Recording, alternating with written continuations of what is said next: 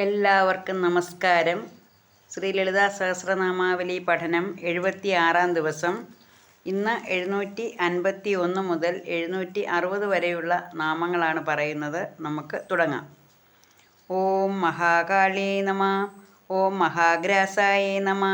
ഓം മഹാശനായേ നമ. ഓം അപർണായേ നമ. ഓം ചണ്ഡികായേ നമ. ഓം ചണ്ഡമുണ്ടാസുര നിഷൂദന്യേ നമ. ഓം ക്ഷരാക്ഷരാത്മികായേ നമ. ഓം സർവലോകേശ്വരിയേ നമ. ഓം വിശ്വധാരണ്യേ നമ. ഓം ത്രിവർഗദാത്രിയേ നമ. ഒന്നുകൂടെ പറയാം. ഓം മഹാകാളേ നമ. ഓം മഹാഗ്രാസായേ നമ. ഓം മഹാ അശനായേ നമ. ഓം അപർണായേ നമ. ഓം ചണ്ഡികായേ നമ. ഓം ചണ്ഡമുണ്ടാസുര നിഷൂദിന്യേ നമ. ഓം ക്ഷരാക്ഷരാത്മികായേ നമ. ഓം സർവലോകേശ്വരിയേ നമ. ഓം വിശ്വധാരിണ്യേ നമ. ഓം ത്രിവർഗദാത്രിയേ നമ. അപ്പം ഇതിൻ്റെ സാമാന്യ അർത്ഥം ഒന്ന് നോക്കാം.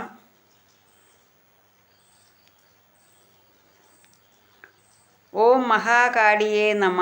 മഹാകാളി, കാലത്തെ അതിജീവിച്ചവൾ അല്ലെങ്കിൽ കറുത്ത നിറത്തോട് കൂടിയവൾ ദേവി. കാലത്തെ അതിജീവിച്ചവൾ.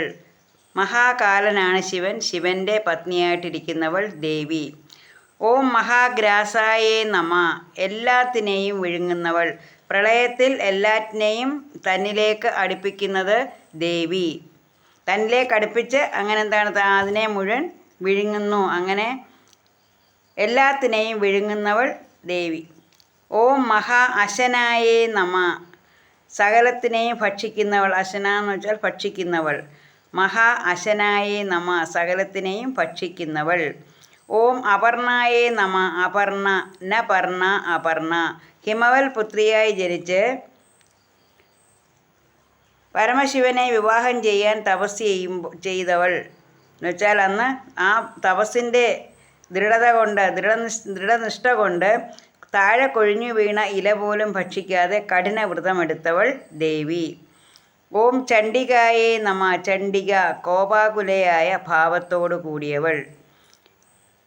ഓം ചണ്ഡമുണ്ടാസുര നിഷൂദിന്യേ നമ.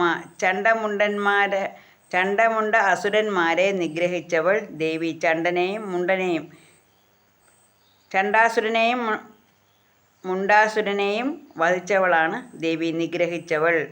ക്ഷര അക്ഷരാത്മികായേ നമ.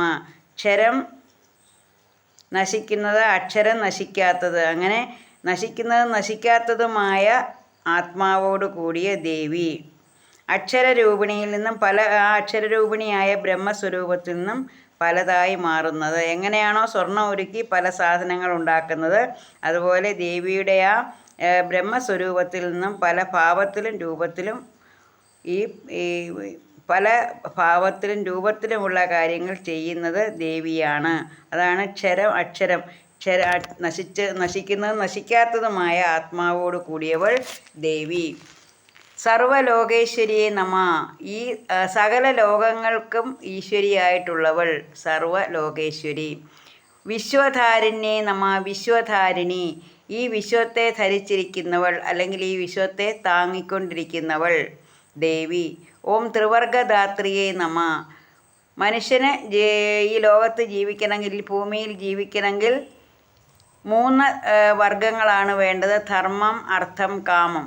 ഈ 3 അർത്ഥങ്ങളും കൊടുക്കുന്നത്, ധർമ്മ അർത്ഥ കാമങ്ങൾ കൊടുക്കുന്നത് ദേവിയാണ്. ആ മനുഷ്യർക്കെല്ലാം വേണ്ടത് ഈ ഭൂമിയിൽ ജീവിക്കണമെങ്കിൽ അർത്ഥം വേണം. അതങ്ങനെ എങ്ങനെ നേടണം എന്ന് വെച്ചാൽ ധർമ്മത്തോടുകൂടി ജീവിക്കണം. ധർമ്മത്തോടുകൂടി നമ്മൾ അർത്ഥം സമ്പാദിക്കണം. എന്നിട്ട് അതിനെ പരിമിതിയായിട്ടാണ് നമ്മൾ ആഗ്രഹിക്കേണ്ടത്. കാമം എന്ന് വെച്ചാൽ ആഗ്രഹം. പരിമിതിയായി ആഗ്രഹിക്കുക. അത് കിട്ടിക്കഴിയുമ്പോൾ തൃപ്തിയോടെ ജീവിക്കുക. അല്ലാതെ കൂടുതൽ വേണമെന്നുള്ള ആർത്തിയല്ല വേണ്ടത്. നമുക്ക് അർത്ഥമാണ് വേണ്ടത്. നമുക്ക് പണം വേണം ജീവിക്കാൻ. അത് ധർമ്മപ്രവർത്തികൾ ചെയ്ത് വേണം, ധർമ്മബോധത്തോടെ വേണം ആ അർത്ഥം ഉണ്ടാക്കാൻ. അതുപോലെ തന്നെ അതിന് പരിമിതമായി ആഗ്രഹിക്കുക. കൂടുതലൊന്നും ആർത്തിയോടുകൂടി ആഗ്രഹിക്കരുത്. എന്താണോ നമുക്ക് കിട്ടുന്നത് ആ കിട്ടുന്നതിന് വേണ്ടി ആഗ്രഹിക്കുക. നമുക്ക് വേണ്ടത് മാത്രം ആഗ്രഹിക്കുക. അതുകൊണ്ട് തൃപ്തിപ്പെടുകയും ചെയ്യുക. അപ്പോൾ ഓരോ ദിവസവും നമ്മൾ കൂടുതൽ കൂടുതൽ നമ്മുടെ നമുക്കറിവില്ലാത്ത ഒരുപാട് കാര്യങ്ങളാണ് ഈ ദേവീ നാമത്തിൽ കൂടെ പറയുന്നത്. അപ്പോൾ ഓരോ ദിവസവും കൂടുതൽ കൂടുതൽ അറിഞ്ഞ് നമ്മൾ ദേവിയിലേക്ക് കൂടുതൽ കൂടുതൽ അടുക്കുകയാണ്. അപ്പം അങ്ങനെയുള്ള അമ്മ, ഈ പ്രപഞ്ചത്തിൻ്റെ മാതാവ്, എല്ലാ മക്കൾക്കും അനുഗ്രഹം ചൊരിയട്ടെ എന്ന് പ്രാർത്ഥിക്കുകയാണ്. ശ്രീ ലളിതാ പരമേശ്വരിയുടെ അനുഗ്രഹം എല്ലാവർക്കും ഉണ്ടാകട്ടെ എന്ന് പ്രാർത്ഥിച്ചുകൊണ്ട് നിർത്തുന്നു. നന്ദി, നമസ്കാരം.